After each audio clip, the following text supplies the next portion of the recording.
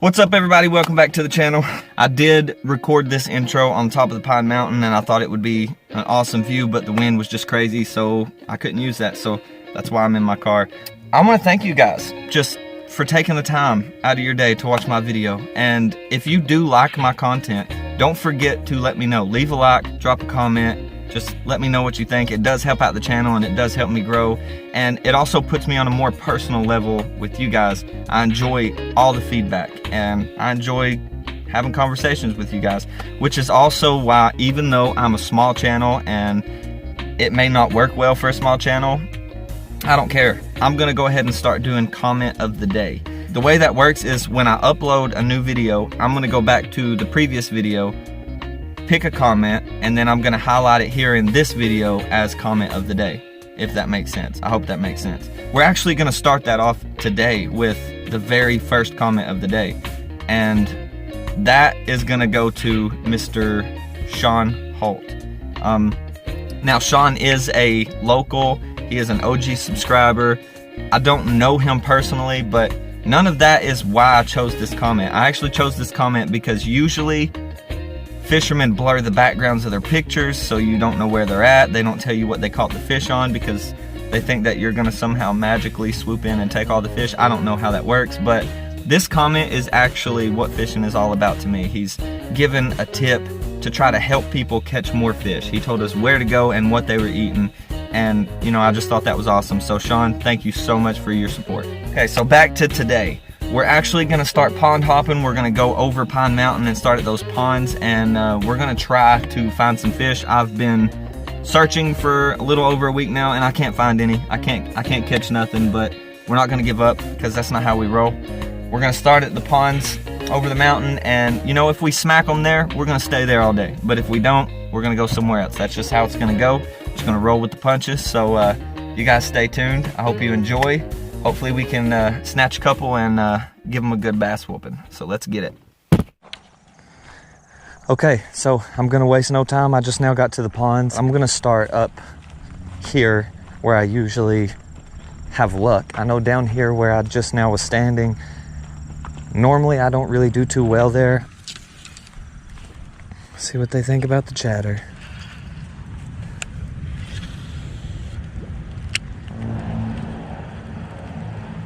Oh.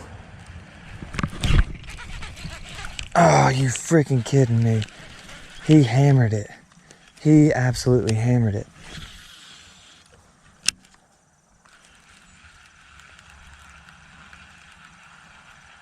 Awesome sign.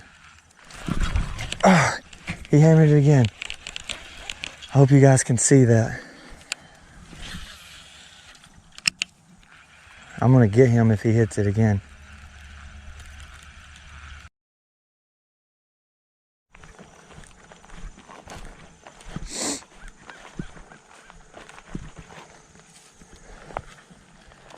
Try to bring it like right in front of this big brush pile. There we go. That's a good fish.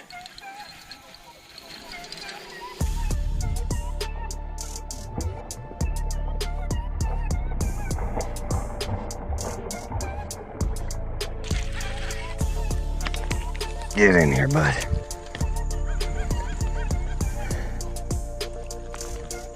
Yes. It's a solid 2.5. Look how he ate that chatterbait. He just inhaled it. Oh, that's crazy. I'm sorry if this is the absolute worst angle ever. I actually have my phone in a tree, but look at this thing. Let's go, that's awesome. I've been fishing for about a week with nothing but fish the size of that tail. But he absolutely destroyed that chatterbait. Look at that. That's crazy. He barely cooked, it just came off with pressure, but one more look at him and then we're gonna get a release on him and hopefully we'll be able to catch a couple more like this. Yes. All right, let's Let's get this guy back in the water. Man, I am so jacked right now.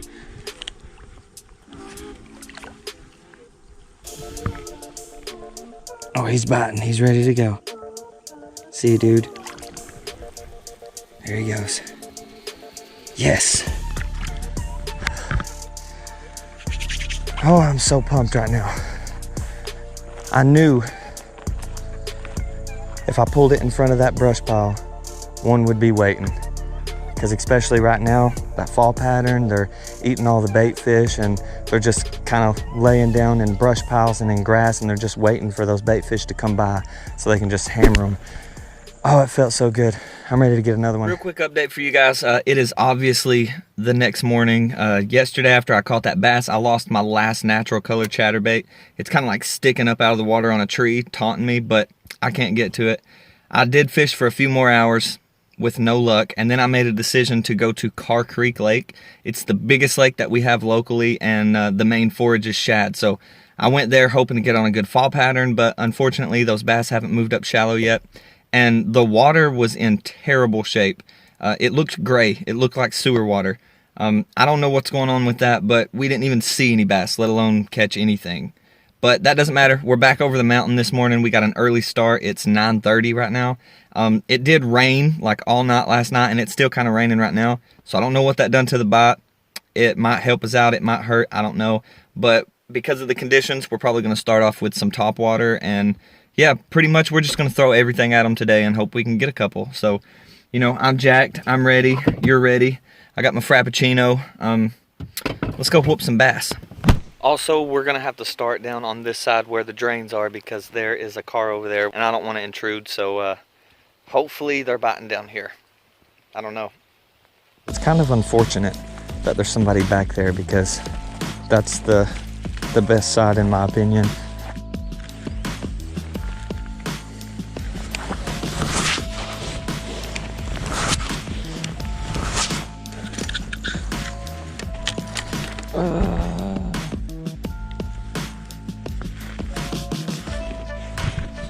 Look how close that was to becoming a disaster. Ouch. Yeah, that sucked a little.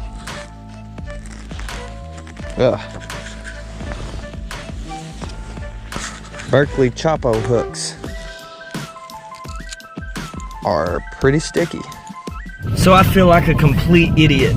I'm on my way over here to the other side, and my dad pulls up behind me, and I could have came here when I first got here because the people that I saw down here was my dad and Paul. So yeah, he caught a 2-pounder up here. He stole my fish. I'm gonna keep trying. Even though my dad was already up here and I know he caught a fish and I know he was fishing where I'm going right now, he's been using a Senko the whole time. And I have a chatterbait and the Berkley Chopo. So hopefully we'll be able to pull one out of here. Now I've never really had much luck right here, but bass are always moving. So just because there hasn't been one here the past 100 times I've fished it doesn't mean there won't be one now. You never know.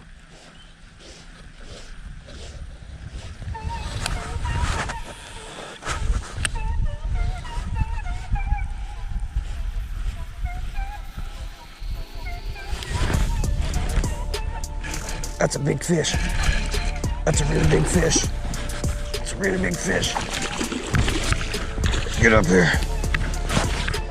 Yes. Look at this thing. Yes.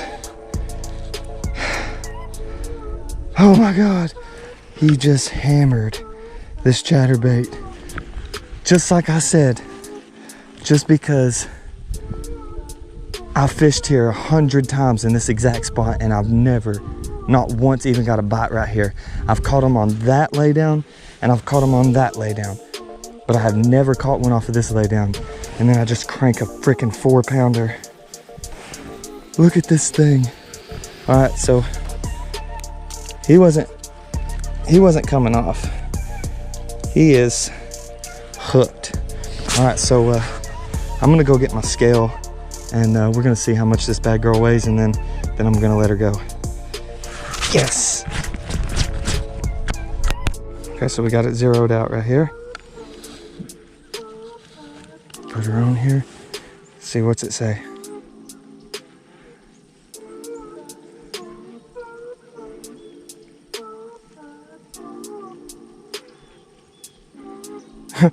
Four exactly. That's crazy. Awesome.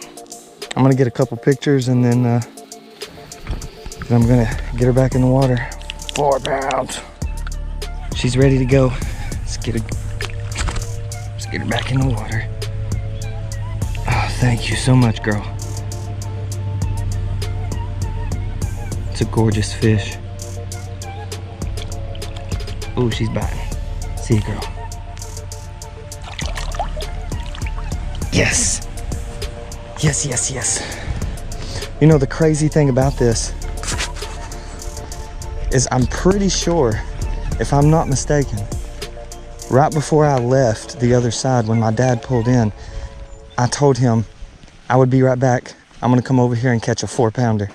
And then he said he's gonna stay over there and catch a 5-pounder. I've been over here literally 45 seconds, made a few casts, caught a 4-pounder. Man, I'm so jacked. Yes. Let's call my dad.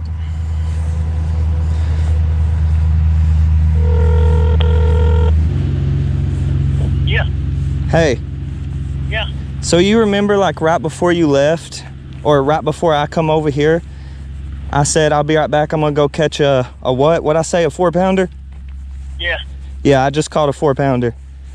Yeah. Exactly 4 pounds on the dot. Where you at, up at the upper end? Over by the tree where you caught your 2. I got a picture. You want me to send it to you real quick? Yeah. All right, I love you. All right, love you. Good luck. Bye. 4-pounder. I told Dad about it. Right before he hung up, I heard him yell at Paul and say 4-pounder. So that's pretty cool. I called it.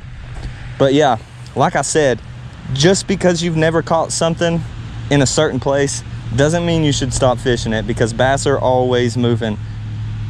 Yes, that was awesome.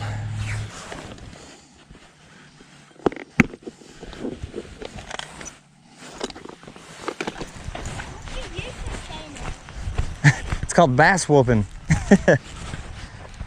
I don't know, I've never tried the white one, but here, try that. I've had the best luck here with like green pumpkin, natural colors. So if you have any kind of trailer that's like green pumpkin, I'd throw that on there and try that. You might. Do you have anything green pumpkin to put on the back of that? All I've got is... Here, hold up, I got some stuff.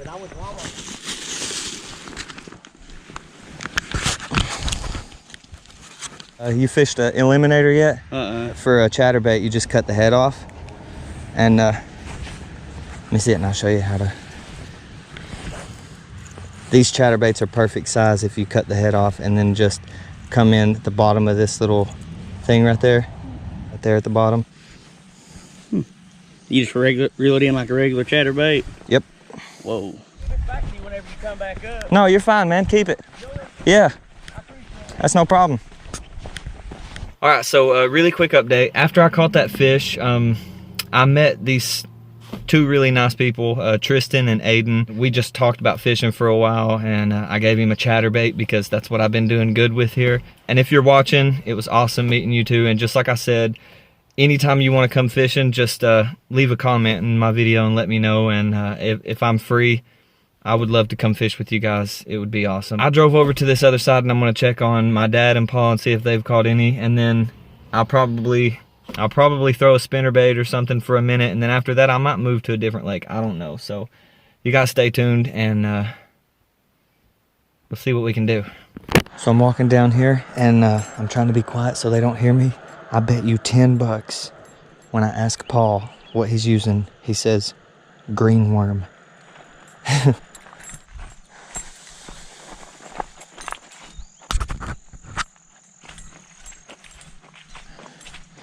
Y'all catch any? No. Huh? He has, of course. What are you using? He's using a green worm. Green worm? That's gonna have to do it for today. I fished with Dad and Paul for a couple minutes and I didn't catch anything, and then I came here to Jenkins Lake right below my house and I fished that entire bank line over there and then this entire bank line over here. I did miss like 2 or 3 over there on a swim jig. The reason I missed them is because I've never used a swim jig before and I have no idea what I'm doing. So any of you guys have any tips on how to fish a swim jig properly, hook me up, because I have no idea what I'm doing. But anyway, I hope you guys did enjoy the video, and if you did, drop a like, comment, don't forget to subscribe. If you are already subscribed or you are a new subscriber, make sure you ring the bell so YouTube will notify you when I post videos like this one. So yeah, thank you guys so much for watching, and I'll catch you on the next one.